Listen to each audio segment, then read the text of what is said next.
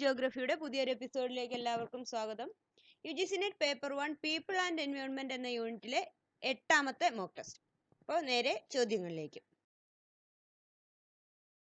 First one ഒരു assertion reason question ആണ്. Assertion പറയുന്നത് tropical rain forest are disappearing fast from developing countries such as India. ഇന്ത്യയെ പോലെയുള്ള developing കൺട്രീസിൽ tropical rain forest പെട്ടെന്ന് നശിപ്പിക്കപ്പെടുന്നുണ്ട്. റീസൺ പറയുന്നത് no values attached to these forest because these are poor in biodiversity. Options വരുന്ന എല്ലാ assertion reason ക്വസ്റ്റ്യനിലും ഇങ്ങനെ തന്നെ ആയിരിക്കും ഓപ്ഷൻസ് വരുന്നത്. Both assertion and reasons are true and reason is the correct explanation of A. Option B both assertion and reason are true and R is not the correct explanation of A. Option C assertion is true reason is false. D both assertion and reason are false.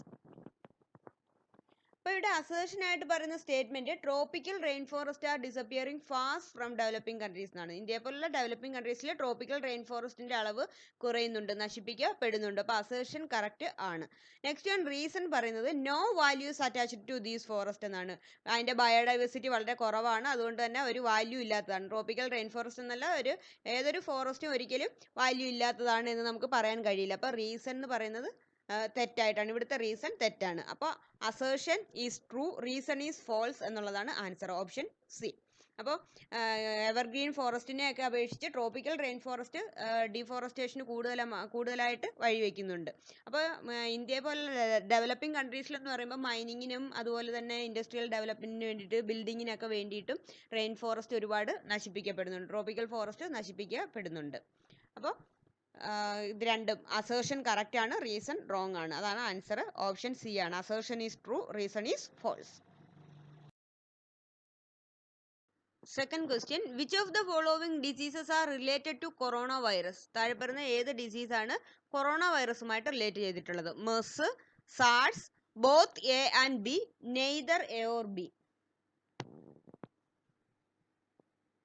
Answer option C ആണ്. Both A and B ആണ്. MERS എന്ന് പറയുമ്പോൾ middle east respiratory symptom എന്നുള്ളതാണ്. SARS എന്ന് പറയുമ്പോൾ severe acute respiratory symptoms ആണ്. അതായത് ഇത് മൂന്നും, മെർസ് ആയാലും സാർസ് ആയാലും അതുപോലെ തന്നെ കൊറോണ വൈറസ് ആയാലും നമ്മുടെ ശരീരത്തിൽ അഫക്റ്റ് ചെയ്തിട്ട് ആദ്യം ഒരു കോൾഡ് പോലുള്ള മൈനറായിട്ടുള്ള ഒരു ഇത് വന്നിട്ട് പിന്നീട് അത് റെസ്പിറേറ്ററി സിസ്റ്റത്തെയും ഒക്കെ അഫക്റ്റ് ചെയ്ത് കൂടുതൽ പ്രശ്നത്തിലേക്ക് കൊണ്ടുപോകുന്നു എന്നുള്ളതാണ്. അപ്പോൾ ഇത് എല്ലാം തന്നെ റെസ്പിറേറ്ററി സിസ്റ്റത്തിന് ആണ് കംപ്ലൈൻറ്റ് ഉണ്ടാക്കുന്നത്. അപ്പോൾ ആൻസർ ഓപ്ഷൻ സി ആണ്.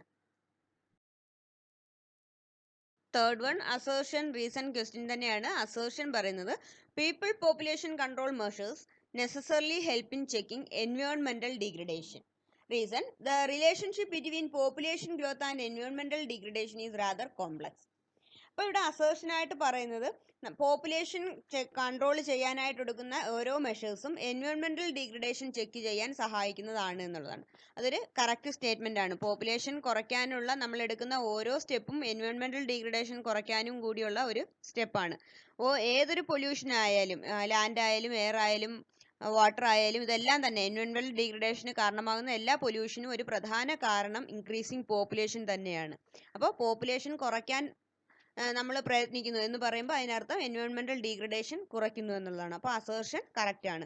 നെക്സ്റ്റ് ഇവിടെ റീസൺ പറയുന്നത് the relationship between population growth and എൻവയോൺമെന്റൽ ഡീഗ്രഡേഷൻ ഈസ് റാദർ കോംപ്ലക്സ്. അപ്പോൾ ഒരു പോപ്പുലേഷൻ വർദ്ധിക്കുന്നു, അതുപോലെ എൻവയോൺമെന്റൽ ഡീഗ്രഡേഷൻ നടക്കുന്നു. അതൊരു കോംപ്ലക്സ് ആയിട്ടുള്ള ഒരു റിലേഷൻഷിപ്പ് ആണ് എന്നുള്ളത്. അതാണ് റീസൺ കറക്റ്റ് ആയിട്ടുള്ളതും ആണ്. അപ്പോൾ ആൻസർ ഓപ്ഷൻ എ ആണ്. Both A and R are true and R is the correct explanation of A എന്നുള്ളതാണ്. Next one photochemical smog normally does not contain. Photochemical സ്മോഗിൽ ഉൾപ്പെടാത്തത് chlorofluorocarbons, peroxyacyl nitrate, ozone, acrolein. അപ്പോൾ photochemical സ്മോഗിൽ പെറോക്സാസൈലിൻ nitrate, ozone, acrolein ഇതെല്ലാം തന്നെ ഉണ്ട്. അതിൽ വരാത്തത് ക്ലോറോഫ്ലൂറോ കാർബൺസ് ആണ്. Answer option A. Next one the coldest region of the atmosphere. Atmospheric ലെയറിൽ ഏറ്റവും കോൾഡസ്റ്റ് ആയിട്ടുള്ള പ്രദേശം thermosphere, troposphere, stratosphere, mesosphere. Answer option D ആണ്, മെസോസ്ഫിയർ ആണ്. അപ്പോൾ നമുക്കറിയാം ട്രോപ്പോസ്ഫിയറിൽ ഏറ്റവും താഴെയുള്ള അന്തരീക്ഷ പാളിയിൽ ഉയരം കൂടുന്നതിനനുസരിച്ച് ടെമ്പറേച്ചർ കുറഞ്ഞാണ് വരുന്നത്. അപ്പോൾ ആ ഒരു പാളിയിൽ സൂര്യനിൽ നിന്നുള്ള പ്രകാശത്തോടൊപ്പം തന്നെ ടെറസ്ട്രിയൽ റേഡിയേഷനിൽ നിന്നുള്ള ചൂടും ഉണ്ട്. അപ്പോൾ ആ ഒരു പ്രദേശം ഒരിക്കലും കോൾഡസ്റ്റ് റീജിയൻ ആവില്ല. അത് കഴിഞ്ഞിട്ടൊരു സ്ട്രാറ്റോസ്ഫിയറിൽ എത്തുമ്പോൾ വീണ്ടും ഉയരം കൂടുന്നതിനനുസരിച്ച് ടെമ്പറേച്ചർ കൂടുന്നതാണ്. അപ്പോൾ ആ പ്രദേശത്ത് വീണ്ടും ചൂട് കൂടുതലായിരിക്കും.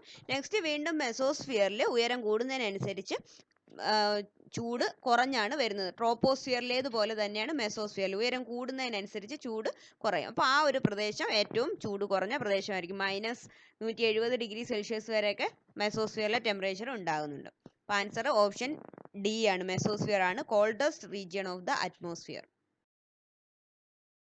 ആറാമത്തെ question, the air quality index AQI of one of the city is 190. It raise under which category? ഒരു 190 ആണ് ഒരു സിറ്റിയുടെ എയർ ക്വാളിറ്റി ഇൻഡെക്സ് എങ്കിൽ അത് കാണിക്കുന്നത് very poor, poor, moderate, good.